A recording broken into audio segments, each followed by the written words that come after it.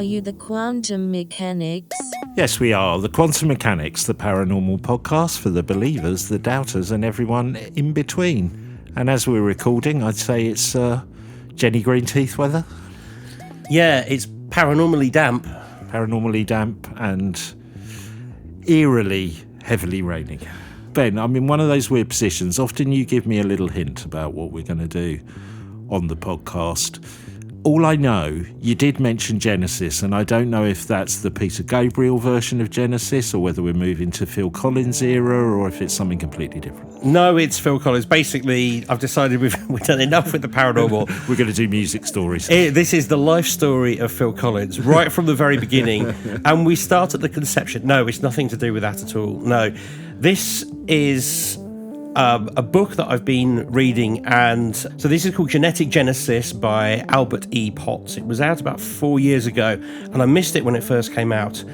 It is fascinating because it says its postulation is that the Bible story isn't what you think it is. Okay. And to coin a phrase, I'm not saying it's aliens. It's aliens? Yeah. But so before we start, I realised that if I say, oh, there's a code in the Bible, people are going to think that I'm talking about Bible code. So you probably come across this thing where people go, oh, there's a mathematical pattern in the Bible, right, and you get computers searching for words and phrases, and they're at equal distances apart, and if you take that, read it backwards or diagonally, you get some kind of prophecy about the future. That equation equals Dan Brown, doesn't it? It is, yeah, it is a little bit Dan Browny. There's a guy called Michael Drosnin who was a journalist who popularised the idea. He wrote a book called The Bible Code. Right. It is really largely debunked. You can find similar codes. I think somebody did it in Moby Dick. I know somebody on YouTube did it with Harry Potter. Right. So you can find your name in Harry Potter, right, because of course you can, because it's almost a literary pareidolia. Well, it is, and it's because the English language follows a set of rules. Yeah. And those sets of rules are the same whether you're writing the Bible or you're writing Harry Potter. Yeah. But this is different. So what Potts has done, he is looking at a literal linguistic translation. So he's looking at a word for word translation from the original Hebrew, arguing that the words have been misinterpreted as religious or poetic, maybe, when they were meant to be scientific and procedural. Okay, so it's a science paper. Sort of a science paper, but it's basically, he says, the message was written in plain sight and we have just overlooked it. And it really focuses, most of this is about Genesis. So Genesis is kind of like, this is the beginning of the bedrock of Christian civilization. This is the bit where we talk about let there be light, God making man in his image. And it's a narrative that whether you're a Christian or not, or whether you believe it or not, we know it. It's quite familiar. But he says if you take away this theological dogma and the theological translation choices that were made, the original Hebrew text is a clinical procedural logbook of an advanced genetic engineering experiment. He basically says it's an alien lab report, and the evidence for it does go beyond the text. This is really interesting as well, because the background to this ancient language is familiar to him because he is a linguist himself. Right. So he hasn't just come to this and sort of decided to take it on as a little pet project. This is something that he is very familiar with. And it was only through his work in other areas that he realised what a mistranslation that Genesis was. So, for example, we'll get into it, but gods, it doesn't mean gods. The literal translation is scientists or even the engineers. And anyway, the Elohim, which is mentioned, that doesn't mean a single god. That is a plural. So even if it is God, there's many of them. So does that, you may get onto this, but does that mean that, so we, maybe it's the way aliens write, but, you know, scientific papers, studies, reports don't really have this story narrative. Of course, everything has a story, but not in that traditional kind of Act 1, Act 2, Act 3 way. Is he saying the original text was more like that, and over time it's been embellished more into a narrative story? That's right. He says it's basically quite a dry explanation of what was going on. And when you take it from the very original text, and this is what he's saying, if you look at it through the lens of theology, it takes on a different meaning. So, like, for example, where we probably all are familiar with the firmament, created to divide the waters from the waters. That, he says, is actually about creating a sterile work environment, a biosphere or a containment separating the controlled amniotic fluids and solutions above and below within the laboratory. It wasn't making of the sky, it was establishing a clean room to do this work in. I just had this vision that Moses wasn't parting the Red Sea, he was just cleaning his desk. I'm pretty sure that's a different part of the Bible, but you're right. Yes.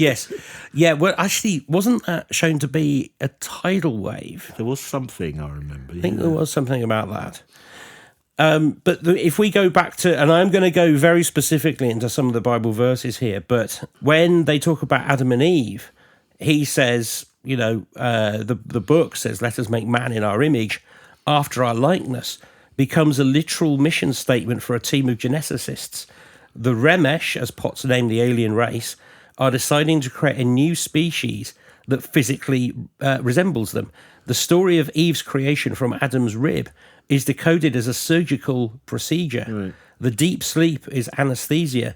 The rib is a mistranslation for a part of the body that can be taken without killing the subject. So it could be more bone marrow. So that's more almost in a Frankenstein's type of way rather than genetic fiddling about with genetic. Because I was just thinking we've had a lot of genetic fiddling, haven't we, in the last few episodes? Yeah. No, this is genetic fiddling. This is going into an anaesthetized body, taking DNA and doing something with it. That's what he's talking about. It's weird, isn't it, how when we do this podcast, themes come up that we've not planned. Maybe it's just maybe it's we end up going down a certain rabbit hole that makes sense. But yeah, did you think there'd be any genetic fiddling in this episode when you started it? When I started reading the book, yes. Okay. That was so. But it didn't draw you to the book. No. Yeah. What drew me to the book was basically we were talking about alien language before. Yeah, and that was a literal translation of whether we could make sense of a language that comes from a different civilization. Right. This is, could we make sense of language coming from an earthly civilization, but they're describing something which is otherworldly. I can see why you ended up where you did. Well, the book was quite hard to put down. I mean, I will say that this is not a scientific paper in terms of it being peer-reviewed. Yeah. Published in a scientific journal. This is very much his own study, but as I will come to explain, there are others who go along with it, and there is a scientific reason in our own DNA for thinking this. Okay. There is something in this. All right. But the other thing that really struck me about this when I was reading it to begin with, in the first few chapters, he talks about the Garden of Eden. And the Garden of Eden is always sort of this sort of mysterious piece of, at school, it's the paradise, isn't it? That's what you're told. And then the evils of eating the apple and revealing the evils, that takes us away from the Garden of Evil. He says, no. It's a controlled habitat. It's a preserve, yes, where these new creations can be observed. Yeah. The serpent is not a literal talking snake. He says, his linguistic argument, he says this was a member of the Remesh scientific team, a rival or a dissenter. This serpent didn't tempt Eve with a piece of fruit, but gave her an unauthorized genetic upgrade, tampering with the original experiment.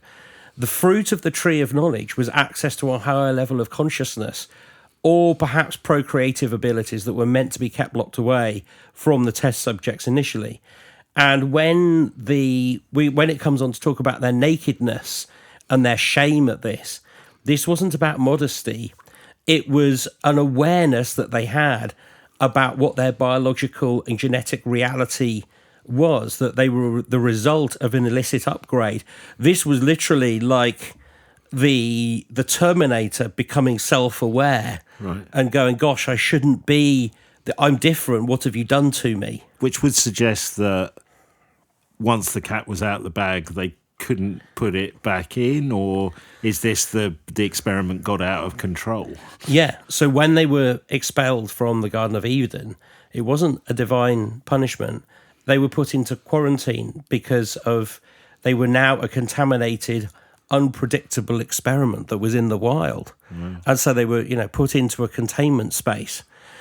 All of this sounds like he's writing a sci-fi novel, but let's just go into, so he does go through it line by line. Of course, I'm not going to do that because that takes a book, but I'll take you through some line by lines. So Genesis 1, verses 1 and 2. In the beginning, God created the heaven and the earth. The earth was without form and void. The darkness was upon the face of the deep, and the Spirit of God moved upon the face of the waters. So right away, he argues that the translation is wrong. The word for God here is Elohim, which is a plural word, as I've said before, and the words for heaven and earth don't mean the cosmos and our planet, but they more accurately describe source materials and the designated project area. That is apparently exactly what the translation from the original Hebrew means, project area rather than earth. So again, following this through, Hebrew and other languages that followed it has its roots in an alien language, is what we're saying? No. So they report because for the so it's been. How do you know it's not a mistranslation in Hebrew? Is what I'm asking. If it's not the original alien language, so he's assuming that is the source material for this. So an alien source. No, an observer, a human observer. Okay. Likely human observer. Okay. It might be an Elohim, but he's not claiming that. He's claiming a human observer who's looking at this experiment happening. Now, there's a problem here in terms of how can a human who's the product of manipulation, that is, so the problem with that is kind of solved if you say they did it after the event and they're describing something that happened in the past. And that is really where we're coming from here. It isn't like an alien wrote it down. Almost like an official inquiry into what happened. I mean? The other way of looking at it is that it was knowledge imparted to the scribe, and that is another possibility. Which here. Again could add for mistakes, couldn't it? Yeah, it could. But what he isn't saying is that someone has written this in Golgafrinchen and it's been translated. It's definitely coming from the original Hebrew. So following that through, let's say when this report was written in Hebrew, do we know the time scale of the events that happened pre the report, or the Bible in this case? That doesn't come up, no. Okay. Because I was curious about that. I know where you're coming from. What you want is, like 10,000 years ago, we started experimenting here. Yeah, it would have to be a while, wouldn't it? Because if the Adam and Eve translation is some humans being created by aliens, but it's a human who's written this report potentially. Yeah. There has to be a huge time. That's right. Gap between that. Because it's the origin story. Yeah. For a race that now exists. Yeah. I get you. I get you. Okay. Cool. That is kind of a grey area in this book. There are some kind of, this would make sense if it was this, but there isn't a new timeline emerging from this. It's more like a new interpretation of the information that we do have. Well, and I guess just thinking it through, for the alien race who have initiated this, it also depends on their perception of time, doesn't it, and aging. So, 10 years might be a day to them. I mean, I think you have to assume sort of Earth days. Yes. Yeah. But I mean, aging process, it may take them thousands of years to age. So it wouldn't feel like such a long time to them. That's right. Yes, that's true. Got you. But just where I left you there was the Spirit of God moving over the face of the waters. Sorry to interrupt you, God. He says This is a translation of a term that better describes a craft or a ship, a physical vehicle, and the word moved doesn't mean a general floating. He says it's more of a mechanical, vibrated or hovered rapidly. So this scene that he's setting is not a divine spirit. It's more like, as I said, the opening of a sci-fi film. Yeah. The text describes the arrival of a scientific expedition. A ship belonging to the scientists arrives and hovers or vibrates over the primordial oceans of a primitive planet, scanning the environment below before initiating the project. The entire opening is basically a cold clinical log entry rather than a poetic introduction, basically. We talked about it the other week. That's very Ridley Scott's Prometheus as well, the start, isn't it? It's really images of that going through my mind. If we go to Genesis 1, verse 6, and God said, "Let there be a firmament in the midst of the waters, and let it divide the waters from the waters." We usually think of the firmament, as we said, as the sky of the heavens, dividing the oceans below and the rain clouds above. Potts says this is a complete misunderstanding of the Hebrew word, which describes a solid, beaten-out physical structure. The waters above and waters below are not clouds and oceans, but different sterile liquids, as I've said, but they're being separated by this manufactured membrane inside this controlled habitat. It's a scientific team, basically, setting up the experiment. Right.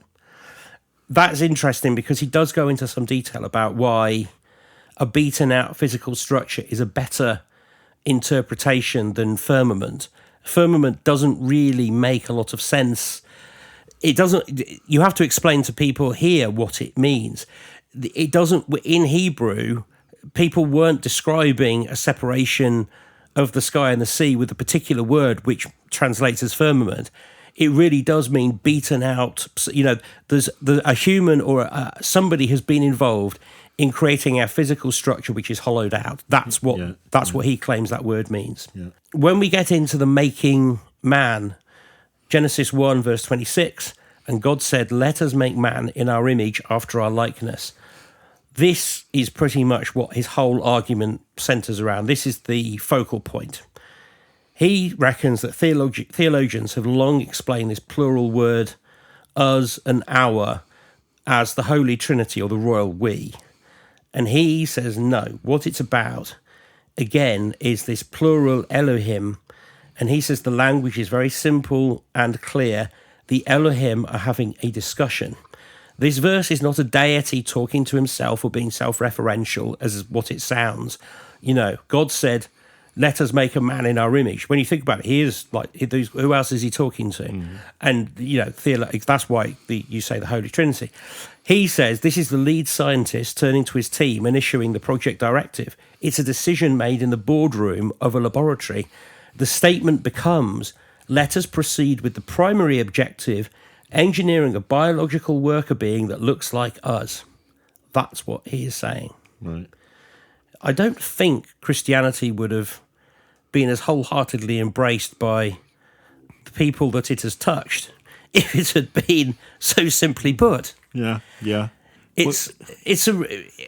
When you think about it like that, it makes sense because the only time I've ever been into a church is to attend a wedding or a funeral. But that idea of a deity talking to themselves, the only reason that they would be doing that is to provide a narrator for this part of the Bible story, because there is no one else to narrate it. Yeah. But if you sub in, you know, this idea of it being an experimental party, suddenly things do make more sense. Here's a good one. Genesis 2, verses 21 and 22. "And the Lord God caused a deep sleep to fall upon Adam, and he slept. And he took one of his ribs, and the rib which was the Lord God had taken from man made he a woman." First, the deep sleep's not magical, I've said before. This is a state of induced unconsciousness. It's anesthesia. Mm-hmm. And I started telling you about the rib. He says this is a major mistranslation of a word that means a curved structural component of the body that contains the building blocks of life. The only biological equivalent is the marrow in our bones. So he reckons that this is them taking DNA and stem cells From the bone marrow Yeah. to create a sex variation. Well, to create a heightened human. Right. So they're putting their own DNA, they're mixing it with what they've got from the source being, which is, an earlier, less evolved version of us, and turning it into something, this. Eve the upgrade. Yes. And so this is the idea. So Eve becomes the first human who has been upgraded. But then, if we go into that story, she was upgraded far too much by this worker who didn't believe that she should be restricted. Yeah. Now, he goes on to explain that this is the reason why we have such problem explaining our own DNA, and we'll talk about that in a minute. But when I started reading this, I was like, right, everyone's going to think this is a little bit like Ringmakers of Saturn. Bit 4 in the morning. A bit 4 in the morning. Very well-respected researcher, Zachariah Sitchin. You've probably all heard of him. His book is where we get the idea for the Anunnaki coming from a planet named Nibiru, coming to Earth to mine gold. He claims that they created a labour force, took early hominids and upgraded them by splicing in their own DNA. And he says this is the real story behind the biblical creation of Adam and Eve. He derives this from a different set of texts. He takes it from Sumerian cuneiform tablets. He doesn't take it from the original stories in Genesis, which were basically, he argues, the stories from these Sumerian tablets were condensed and altered versions of what he is reading from. In his view, the Anunnaki were the Elohim of the Bible. So basically, so he's dead now, unfortunately. He died in 2010. But he sort of predates Potts, and he's saying that he's actually got earlier source material, but that collaborates what Potts is saying. So Potts is picking up the arguments a little bit down the line when it has been more sort of manufactured into something which sounds religious and you can communicate in a story. Because the other thing about this, of course, we must remember the Bible was not designed to be read by the normal Tom, Dick and Harry who were around. The population of for the most of the last 2,000 years weren't able to read. These were things that are designed to be read to congregations and to be passed down through word of mouth. And you can really only pass down ideas in stories through word of mouth because that's how humans work. So it makes sense that you turn something which is quite clinical into something which sounds poetic and romantic. That, if I'm right in what you just said, so it seems that there are other people who found other texts which seem to back up some of this theory. Is that what you're saying? Yeah, well, he actually found... So the main difference between their arguments, apart from he's deriving his source from something less flowery, is that he has this very specific view of where they came from. The Anunnaki come from Nibiru, which is supposedly a planet in that we have yet to detect in our own either solar system or galaxy. Yeah. Much likely solar system, and that they were put there our ancestors were designed to mine gold. Yeah. The real problem with that, I think, as a concept, is gold isn't just prevalent on Earth, it's prevalent throughout the universe. And would you not just design machines? Well, technically, there's not realistically tons of it on Earth, is there? That's why it's so expensive. There are tons of it, but it's not in voluminous amounts. Yeah. I'm sure that maybe this is an urban myth, but I remember reading a fact that if you put all the gold that has been collected on Earth, it would only fill an Olympic-sized swimming pool. Yeah. Something ridiculous like that. I've heard a similar thing where every piece of gold that's ever been worked, melted it together, would fit into Trafalgar Square. it's probably because these guys took it all away. Yeah. basically. It's all in space. Yes, But it does ask the question of, if you follow his argument through, what they kind of got what they needed, left, and just left the workforce behind, and then we developed into a civilization. It's if we were a slave species mining gold, what they just said, all right, go on then.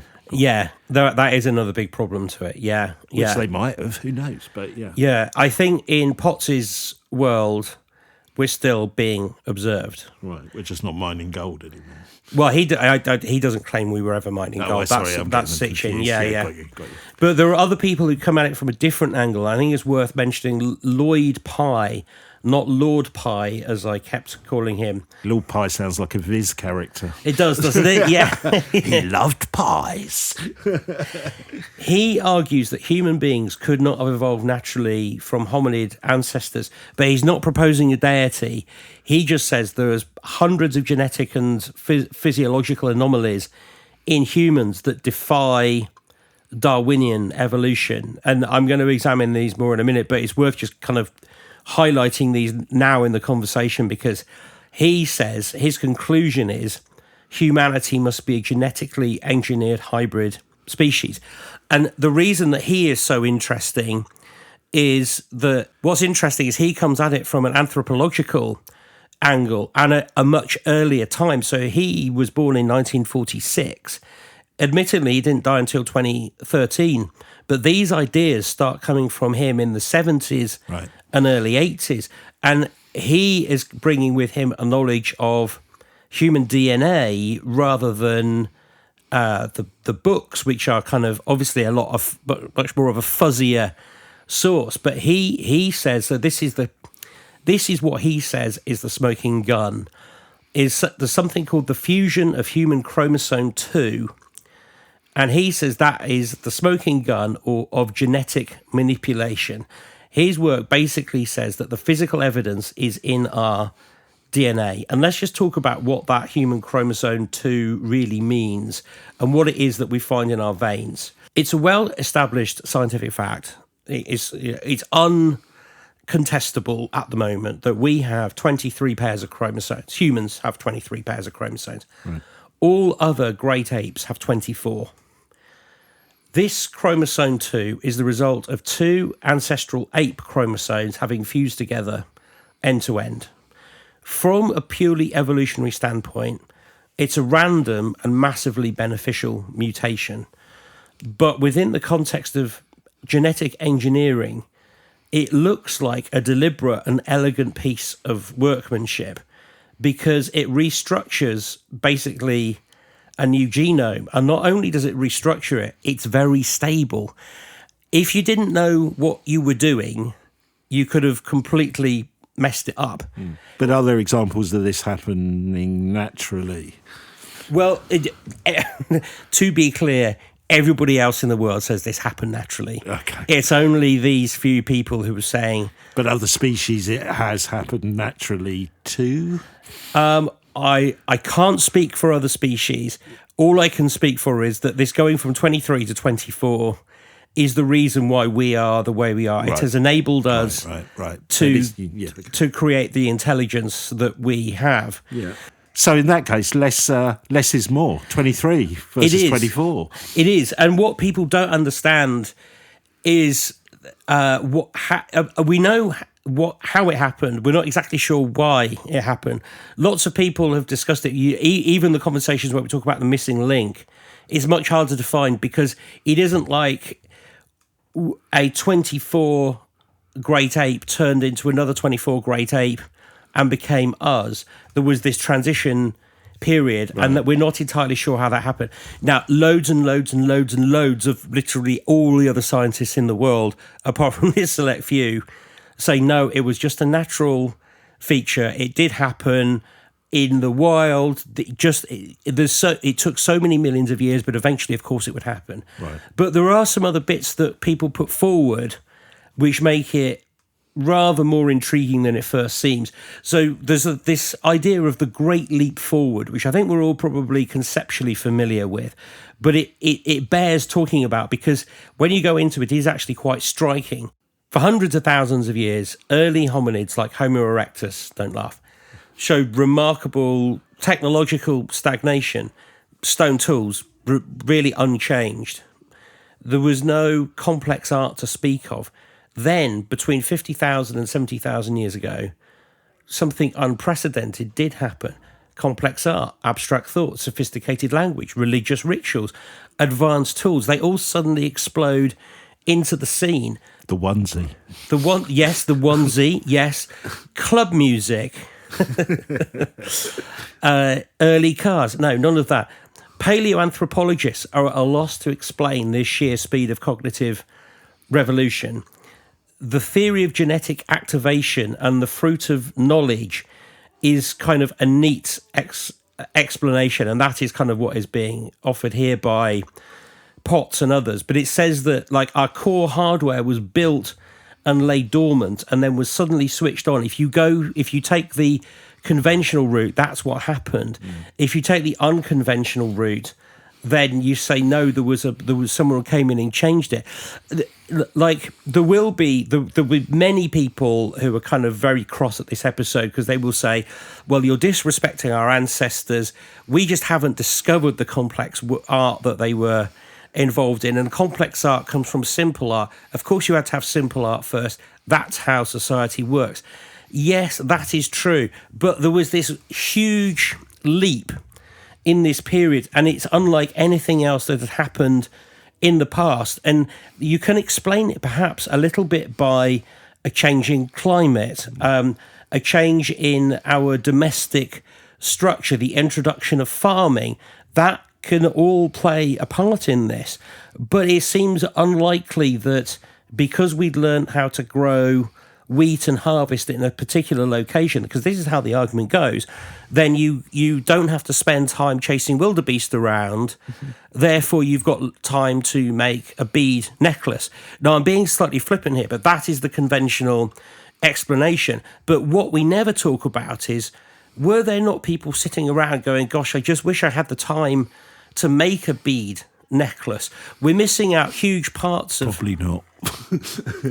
well, no, but that, you see what I mean? It seems unlikely. So you're right. So far in this episode, we could have peed off the Christians, the scientists, and now you're having a pop at the artists too. Well, I mean, let's not mention the naturalists. The naturists. Well, we've done them with the shape. Yeah. But this idea, so the big hole in that argument of like farming brings along this evolution, and it is like I saw this written by somebody else, and again, none of this is in the mainstream, of course, because of the nature of this podcast. We're talking the outside, so please don't think I'm a mad weirdo. But it's very interesting to think about, like, if you have a culture which doesn't have farming yet, and therefore you don't have, say, a sophisticated art form, there will be members of that population who are too old or too young to go hunting, or they're at home looking after the children. And there's this mass assumption that those people weren't creating a culture of their own. But there isn't any evidence that, you know, you get to however old as a grandmother, you go, you can't hunt anymore. The rest of the tribe look after you. And she's like, right, now it's time to make my pots. Which is kind of what you see today. What do old people do? They go off and retire and do something. And I know that might be a very modern thing. So is cave painting a part of that process, or is that counter your argument? Well, no, cave painting, we've found older cave paintings, but there is a jump in sophistication. Okay. So you get storytelling with the later art. Some of the earliest ones are just literal representation of the prey or of a hand. I think the earliest example you've seen is the red ochre hand print, which is very meaningful. It probably had a deeper meaning for them. It was probably representing people who had died or great warriors. It was representing something to them, perhaps more than just the pattern we see. But that's fine. But what is missing is perhaps the storytelling, the tool development that we see going on later. And this idea of another hand in this equation, that has been picked up by Potts and others to kind of say, oh, it's down to gene splicing. The other argument that comes in earlier on is, of course, the intelligent design people, but they don't start at that part in the human story. They start at the very beginning and go, well, look, the human genome and our cell structure and our intelligence is so unlike the rest of the animals on the planet. There must have been a designer involved from the outset, and they're sort of including Homo erectus in this. But that isn't what we're saying here. But then this is something we have covered before. The sort of the third interesting point which supports what Potts is saying is the puzzle of the Rh negative blood. Roughly 15% of the world's population have this blood type. And the curious thing here is that an Rh negative mother carrying an Rh positive child will see her body treat the fetus as a foreign entity and will create antibodies to attack it. What I've learned during the research for this is known as hemolytic disease, is almost unheard of in nature. Why would a species evolve a mechanism to reject its own offspring?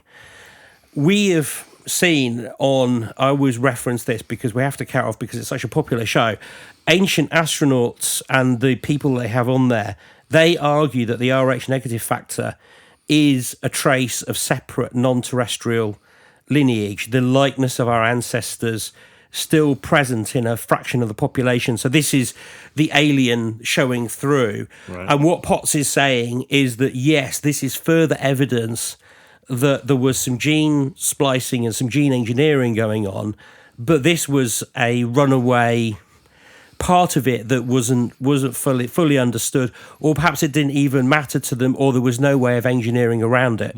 I mean, it sounds like these aliens just didn't have complete control over their lab or their staff, does it? Well, have you met us? I mean, we're not like mice. This is the thing. And when you... Part of the argument here around him and the people that commentate on him is, it's a bit like the argument we're having around artificial intelligence now. If you create something in your own image, which is either partially or as intelligent as you start to look at it differently. It starts not being the creature in the laboratory Petri dish. It starts becoming an equal, or at least in a civilized society, something that you feel like you need to grant rights to because it has its own sort of self-awareness and entity. Having said that, Ben, I don't think I treated... I tried to create an AI image this week of a sea monster attacking a submarine, and I put all the parameters. I was really clear about what I wanted. And AI gave me a submarine with the mouth of a shark. Oh. Yeah. Interesting. Yeah. It's fun. I love it when it does, because normally the AI image thing I use is really good. I ended up seeing I read back what I'd asked it to do, and I thought, this is really clear. How did it get it confused? Well, yeah, they hallucinate. Yeah, they do an hallucinate. hallucination. Yeah, but in a way, you've just provided evidence that even an advanced race could get it wrong and give us Rh positive blood. We have covered this before as well when we've spoken about the junk DNA that exists within us. And some which comes up as a theme from a lot of authors. There's definitely... I'm not saying there's a smoking gun there, but there's definitely some smoke. Well, we've spoken about it from different perspectives. So this idea that 95% of our DNA does not code for proteins and was long since dismissed as useless evolutionary leftovers. Now, there is an idea that isn't exactly right, and we somehow need... That junk DNA is a misnomer. Some of it comes from viruses that have left us and have just left it hanging around. But then there were other people who came at it more left-wing and said, we can even find computer code in there. I think you did an episode where there was a researcher that found code in there. So what Potts said, he kind of leaves it at there is junk DNA in there. And the reason for that junk DNA, it is suggested, is that is the bit of the DNA where it comes from our ancestors plus the the beings that we were crossed with, and it has created this DNA, but because it isn't building either one of those two species, it doesn't know what to do with itself, so it sits there. Okay, I get you. Yeah, makes sense. So you kind of get this really interesting scenario where you think, okay, do we trust Potts as an ancient linguist who says that these things should be interpreted this way? I think that's really intriguing and interesting, but he's arguing against almost everybody else, although he does agree with people that have looked at earlier work. And he also, I sort of have a slight antibody reaction to this, but he definitely agrees with a lot of the work of Eric von Daniken. Right. And I think Eric von Daniken, he brings with him a certain amount of baggage because of his the amount of media exposure he's had, and he interprets biblical descriptions of angels, pillars of fire, God's glory as UFOs, spacecraft, advanced technology. And he too says that man was a genetic engineering project. But von Daniken, he doesn't just focus on Genesis for that information. He connects the biblical narrative. So you probably, you'll know from just a general observation of his books. So he connects like Nazca lines in Peru, artifacts like the Baghdad Battery, and myths from other cultures, the Indian Vimanas. And he suggests that there's reference to all of these in the Bible. And he says that, he claims that it is more of a misinterpretation of the entire ancient world and a cover-up of the technologies that we had developed and the visitations that we were having from, I guess you would call them star people. Yeah. But again, Potts sits below that. He hasn't gone that far. He is just basically sort of saying, okay, this is basically what you would write up in GCSE science lesson. You're about to do an experiment. You write up your hypothesis, your method, and your conclusion. And this is what it is Genesis is. It's the hypothesis, what actually happened, right, and the conclusion is, well, all of the experiment, they kind of went off and they went crazy. But they started doing, it was successful. Before I leave this here, there's one more interesting person who's added their weight to this argument. There's Mauro Biglino, who is an Italian author and scholar of ancient Hebrew. And he spent over a decade as official translator for, I'm not going to pronounce the name, but basically a major publishing house for the Vatican. And his experience translating the Hebrew text of Old Testament led him to a startling conclusion. He asserts that there is a literal, non-theological translation of the Bible. He agrees that the word Elohim, translated traditionally as God, is a plural term for a group of powerful flesh and blood extraterrestrial beings. Like Potts, his argument is based on the strict linguistic analysis. Sorry, did he, you may not know this, did he come to that conclusion after hearing Potts' work, or did he separately come to that? It's a very separate, very separate piece of work. That's interesting. Extraterrestrial as well. Extraterrestrial, yeah. Okay. Yeah, so bearing in mind, he's working for the Vatican. I was going to say, I bet the Vatican were a bit like, here's your paycheck, thanks very much. And he has access to the source code for all of this, basically, the Hebrew, the original documents. And I think probably the most controversial thing that he said is that he says Yahweh is not translated as the one true God, but as the specific Elohim ruler assigned to the Israelite people. It's a name. Right. It's a name of an individual. Right. And he interprets biblical events as descriptions of advanced technology, social control by superior beings, and genetic experiments.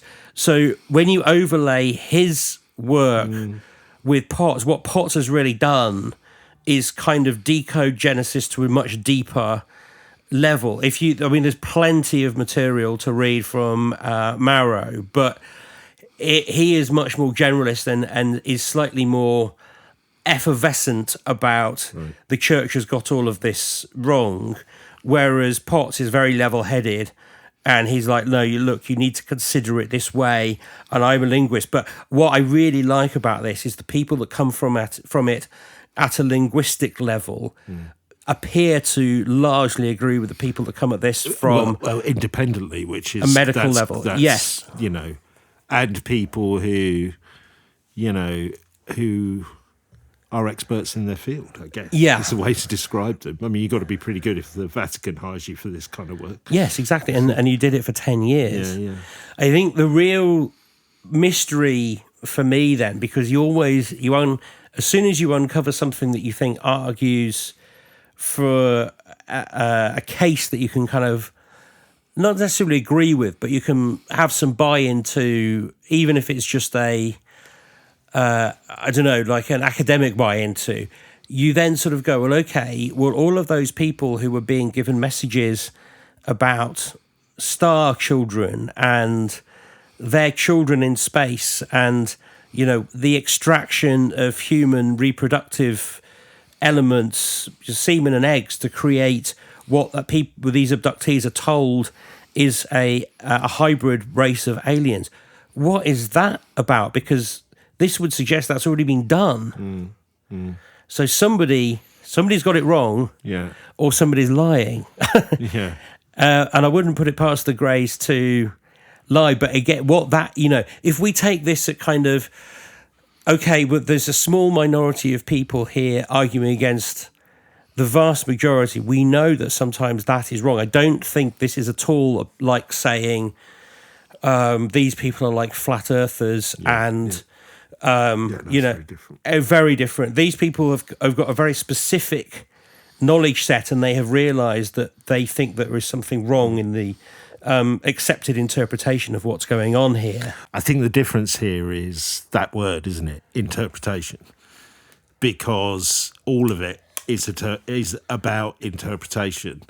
And I guess in that exercise, especially when it's translating ancient languages, is how accurate can you get with that interpretation. So that's where credibility of the person doing it comes in. But I would have thought, even if you're the biggest expert in the world, there is some interpretation rather than a more scientific, literal translation. There must be some interpretation and filling in some gaps if you're a linguist in that scenario. Oh, yes, of course. And there would be... What you would do is obviously base it on what people have done in the past and similar works that you can reference from. Yeah. But if you are talking about something as delicate as the Bible and the original work that goes into the Bible... there are very, very few people in the world who know who have access to all of those texts, know where they are. A lot of them obviously don't exist anymore. And if you came at it from the point of view of wanting to study it, a bit like everything in this, you come at it from the point of view of wanting to study it and say, is this all correct? Could this be a DNA manipulation of ancient humans? People can go, I'm sorry, the library's closed this week because it's so mad. It's heresy to ask. And that is the real problem with this. So I came away from it sort of thinking I'd heard this story before in a different way, but I'd never seen it presented this way, not so clearly about that particular part of the Bible.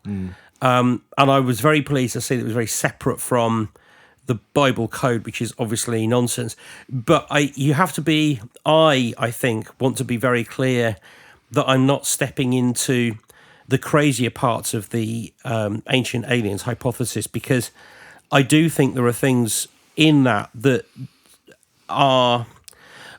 we can be dangerously derogatory about our ancestors and how clever they were, because there could be another interpretation to this where the Elohim aren't necessarily people from another planet or beings from another planet. This could be the regeneration of an earthly race that had been wiped out, and there's the scientific survivors are trying to reboot it. And I think that, that isn't really considered by Potts, but it's as likely as what he's talking about there, I think. Well, it's and I'm not saying this is what he's done, but even the word alien itself, you know what I mean? It can be interpreted as extraterrestrial. It can be interpreted as different. And I'm not saying that directly translates to what you're saying, but no, it can. Yeah. Words can be interpreted in many different ways. Yeah, they can. Yeah. I would suggest anybody just go and buy this book. It's not particularly expensive. It's available on Amazon, and I think it is a welcome change from the normal fare of your Eric Van Daniken's, which are, again, I'm not putting him down. They're absolutely fine, but I feel like we've seen that work presented to us on television a lot. I don't think we've seen this. But make up your own minds. It's something I continue to be fascinated by, and there are other elements to this which just make everything more mysterious, because that junk DNA as well you can use that to get ourselves to a simulation theory. And the simulation theory would allow for the work that Potts has been doing. And so your mind goes, okay, hang on a minute. Is it really aliens, or does it point to a simulation, or does it point to a prehistoric, unknown, technologically advanced human race? And so again, you find yourself asking many more questions than the book gives answers to. Yeah. Almost like the sacred texts being part of the manual for building the simulation. Even you could go down that route, couldn't you? Absolutely, you could. You could consider it an instruction manual. Yeah. Or an advertising brochure. Yeah. When there was a game for I think it was the Spectrum. It could have been the C64. Someone out there will know. Devs Ex Machina, or Devs Ex Machina, depending on how you want to say it. And the instruction manual to play that adventure game was, I know it's a derivation of a piece of literary work, but it was designed for a 12-year-old to be able to read, but it was done in such a way that it was inviting you into this other world, and it was written as if you were about to enter a new reality. Right. And if somebody in 2,000 years finds that instruction manual, they could interpret that as a religious text, as a something referring to an ancient race, rather than a £15.99 Spectrum game from W.H. Smith, which is in reality what it was. So there's so many different ways of kind of discounting it, adding weight to it, finding a different explanation for it. It's really hard. Really hard. Well, as if you've hit on something almost biblical, we've gone from stormy torrential rain while we're recording the podcast. It's now clear blue skies and bright sunshine. I don't know if that's a sign of something. It's a sign that you should go to patreon.com/TQM pod. Become a Patreon. Heaven. Become a Patreon for less than the price of a cup of coffee. Get all our episodes a week early, ad-free, access to Ben and Peter's Extra Scoop, access to the Discord server, a lovely community, and you get to support what I hope is one of your favourite podcasts, if not your favourite. And with that said... the other plug is go and check out our merchandise that we've got. We've got some really good T-shirts available at tmill.com. We'll put a link in the show notes so you can go and check those out. It's also worth checking out on a regular basis, because T-Mill often, especially for UK people, do special promotions on certain weekends where it's free shipping. So keep an eye out for that as well. Nice. Okay, yes, they are very good T-shirts. I've had... Yeah, I've been wearing mine a lot. I've had some feedback, and we did the wash test. They survived the wash test. They're good for many washes. They stay black or whatever colour you order them in. Lovely. Good. All right, well, look, we will see you next time on the Quantum Mechanics, and do come join us at patreon.com/TQM pod. for the extra scoop and more. See you there. Bye.